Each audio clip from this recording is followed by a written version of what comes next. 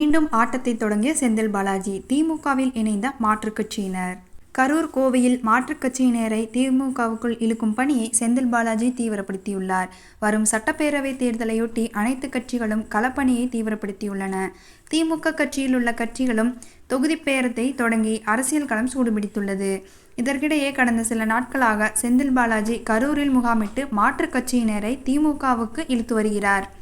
அந்த வகையில் மதிமுக மாவட்ட நிர்வாகி ரவி, பாஜக பூத் கமிட்டி பொறுப்பாளர் சண்முகம், அமமுக மாவட்ட மாணவரணி செயலாளர் ராதாகிருஷ்ணன் உள்ளிட்டோர் கடந்த வாரம் திமுகவில் இணைந்துள்ளனர்.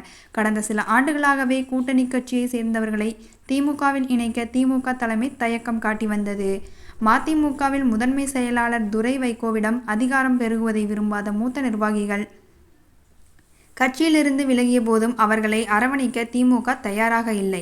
இந்த சூழலில் 2021ஆம் ஆண்டு சட்டப்பேரவை தேர்தலில் பல்லடம் தொகுதியில் மதிமுக வேட்பாளராக போட்டியிட்ட முத்துரத்தினம், திருப்பூர் மாவட்ட செயலாளர் ரமேஷ், மாவட்ட மதிமுக இளைஞரணி செயலாளர் ரவி ஆகியோரை திமுக சமீபத்தில் தங்கள் கட்சியில் இணைத்துக் கொண்டது.